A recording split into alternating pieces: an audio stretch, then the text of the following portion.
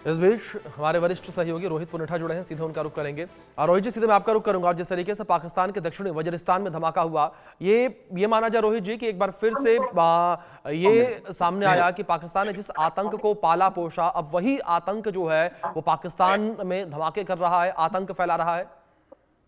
बिल्कुल, देखिए एग्जैक्टली यही बात है अभिषेक। और ये अभी ये एक धमाका नहीं है। अभी अगर पिछले में 4-5-10 दिन के पीछे अगर जाऊंगा तो ट्रेल है पूरी इस तरह के धमाकों की। लेकिन इस धमाके के बारे में जो अभी तक जानकारी मिल रही है, इसमें अब्दुल नदीम नाम के एक नेता, जो कि लोकल नेता हैं जमात के, वो इस धमाके के निशाने पर थे। और जिस वक्त ये विस्फोट किया गया, वो अपने परिवार के साथ मस्जिद में जो इबादत करने के लिए आए हुए थे। आज जुमा है, जुमे के दिन नमाज से एक अपनी इंपॉर्टेंस होती है, तो वो मस्जिद में आए हुए थे नमाज अदा करने के लिए। उसी दौरान अचानक से विस्फोट किया गया।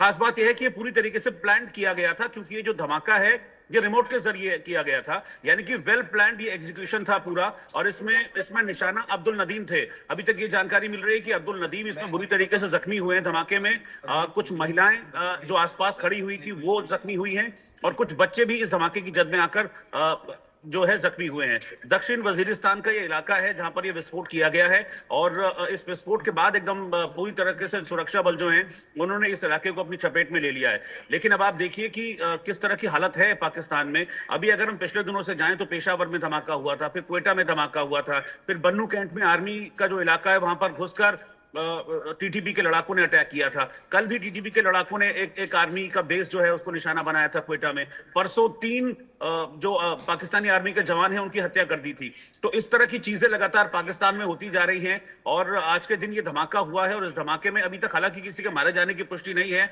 लेकिन फिर भी एक बड़ा धमाका है और रिमोट के जरिए धमाका किया गया। तो ये माना जा रहा है कि हो सकता है कि इसमें आईईडी का इस्तेमाल भी किया गया, क्योंकि रिमोट के जरिए इस तरह का कोई नॉर्मल धमाका नहीं किया जा सकता।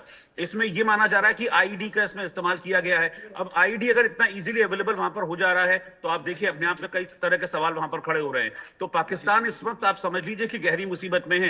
एक वक्त था जब पाकिस्तान को चेताया जाता था कि आतंक को खाद पानी मत दो, लेकिन वहां पर आप देखिए कि कैसे आतंक के आका खुलेआम घूमते थे।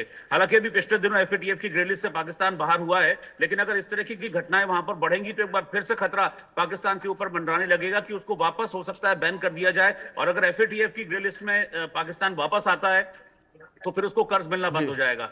तो इस वक्त बहुत मुश्किल हालात हैं पाकिस्तान में। और पिछले 10-15 दिनों के अंदर अगर आप देखेंगे तो बहुत कई अलग अलग फ्रंट्स पर जो पाकिस्तान है वो आतंक की मार झेल रहा है। पाकिस्तान, आपको पता है कि बलूचिस्तान में संघर्ष चल रहा है, पूरी की पूरी ट्रेन को कैप्चर कर लिया गया था। उस पर पाकिस्तान दावा करता है कि हमने सबको छुड़ा लिया है, लेकिन बीएलए कहता है कि छुड़ा लिया तो तस्वीरें दिखाइए, किन लोगों को छुड़ाया आपने। बीएलए का दावा है कि अभी भी सारे बंधक वो हमारे पास हैं। फिर उसके बाद जो अटैक है वो बिल्कुल एक और जो अशांत उनका इलाका है खैबर पख्तूनख्वा, वहां पर इस तरह की घटनाएं होती हैं। और खास बात यह है कि इस चीज को लेकर जो मौलाना फजलुर रहमान हैं, उन्होंने पाकिस्तान की असेंबली में इस चीज को लेकर चेताया था कि इस तरह की चीजें हो रही हैं और आगे आने वाला वक्त बड़ा मुश्किल है। लेकिन उस वक्त किसी भी तरह का कोई रिएक्शन वहां पर नहीं किया हुआ था। और इतनी चेतावनी के बावजूद भी ना सरकार वहां पर जागी, ना सेना वहां पर जागी। उसके बाद बलूचिस्तान हमने देखा, फिर हम लगातार जो खैबर है, खैबर इलाके में इस तरह की चीजें देख ही रहे हैं। और अब आप देखिए कि मस्जिद में धमाका हो रहा है। आपको याद होगा जो पेशावर में अटैक हुआ था, जो धमाका हुआ था पेशावर में, वो भी एक मस्जिद को निशाना बनाकर ही धमाका किया गया था। और उसके बाद अब एक और धमाका ये पाकिस्तान के दक्षिण वजीरिस्तान इलाके में। हालांकि इसमें अभी तक जो इंफॉर्मेशन है वो सिर्फ इतनी है कि एक लोकल लीडर, जो जमात का लीडर है, वो इस धमाके के निशाने पर था, उसको पॉइंट आउट करते हुए धमाका किया गया था। लेकिन अभी तक किसी मारे जाने की जानकारी नहीं है। लेकिन हाँ, अब्दुल नाम के जो ये पाकिस्तानी लीडर है, ये इस वक्त गंभीर हालत में है और इस धमाके से काफी नुकसान इस इलाके में भी पहुंचा है। और अब्दुल नदीम जो शख्स है वो काफी गंभीर रूप से घायल बताया जा रहा है। और भी 4-5 लोग हैं जो इस धमाके में घायल हुए हैं। जी अभिषेक। रोहित जी, जिस तरीके से आपने जिक्र किया पैटर्न का, मैं इस पैटर्न को आपसे समझना चाहूंगा। क्या जिस तरीके से ये सिलसिलेवार तरीके से धमाके लगातार हो रहे हैं, क्या कोई संदेश देने का प्रयास यहाँ पर आतंकियों के द्वारा किया जा रहा है पाकिस्तान के हुक्मरानों को?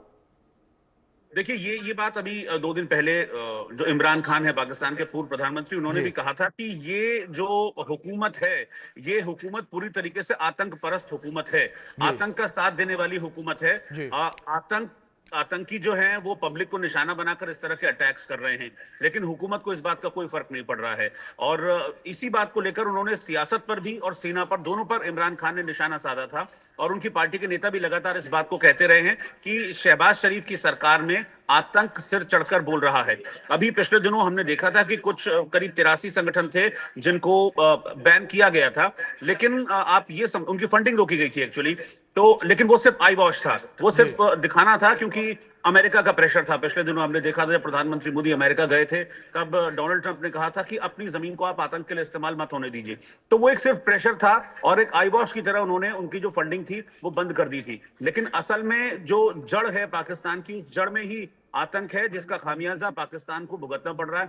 देखिए, सियासतदानों को तो कुछ नहीं होगा, लंबी चौड़ी सिक्योरिटी में चलते हैं। सेना आईएसआई को फंडिंग करती है, आईएसआई इस तरह के आतंक की सारी प्लानिंग करती है। लेकिन ये जो आतंक है वो पाकिस्तान को धीरे धीरे अंदर से खोखला कर रहा है। पाकिस्तान की आम आवाम परेशान है इस तरह के आतंकी अटैक से। लगातार इस तरह के आतंकी हमले हो रहे हैं। अब इसमें क्या हुआ, इस मस्जिद में जो धमाका हुआ उसमें एक शख्स अब्दुल नदीम जो निशाना थे वो तो चपेट में आए हैं, लेकिन आसपास जो लोग मौजूद थे वो भी चपेट में आए हैं। तो एक बात तो बहुत क्लियर है कि पाकिस्तान की आवाम भी इस आतंक से परेशान है, लेकिन आतंक का आका है पाकिस्तान, उनको कोई फर्क नहीं पड़ता है। सियासतदान अंदर बैठ के तमाम तरीके की प्लानिंग्स करते हैं, अंदर खाने फंडिंग्स भी देते हैं। अगर आप बैन कर रहे हैं इस तरह के आतंकियों को, जिसका आप बात कर रहे हैं कि हमने फंडिंग रोक दी, हमने फला कर दिया, तो इस तरह के चीजें करने के लिए पैसा कहां से आता है? ये आईडी कोई ऐसा तो है नहीं कि 2-4-10 रुपए में मिलता है। उसके लिए पैसा कहां से आता है आतंकियों के पास? बड़े बड़े हथियार उनके पास होते हैं, उसके लिए फंडिंग कहां से आती है? तो इंटरनली आप फंडिंग कर रहे हैं, ऊपर आई वॉच जरूर आप दिखा रहे हैं कि हाँ हमने फंडिंग रोक दी है और हमारा तो जो मॉरल है वो ये है कि हम आतंक को खत्म करना चाहते हैं। और इस चीज को लेकर यूएन में कई बार भारत ने पाकिस्तान को एक्सपोज भी किया है। अभी आपको याद होगा पिछले दिनों यूएन में जो क्षितिज त्यागी हैं, भारत के जो डिप्लोमेट हैं, उन्होंने भी पाकिस्तान को आतंक पर घेरा था। और जो हमारे विदेश मंत्री हैं एस जयशंकर, उन्होंने भी कहा था कि पीओके में किस तरह से आतंक की फैक्ट्री चलती है, पीओके में बड़े बड़े आतंक के ट्रेनिंग कैंप है, सारी दुनिया जानती है। लेकिन इसके बावजूद पाकिस्तान की तरफ से वहां पर कोई एक्शन नहीं लिया जाता। अब जिसको खाद पानी दिया है, जिसको खिलाया पिलाया है, वही पाकिस्तान की जो चूल्हे हैं वो हिला रहा है आतंक, और अब उसका निशाना पाकिस्तान के आम लोग बन रहे हैं। जी बिल्कुल। इस बीच हमारे सहयोगी अजय जांडियाल भी जुड़ गए हैं, उनका भी रुख करेंगे। अजय, मैं आपका रुख करना चाहूंगा, कुछ जानकारी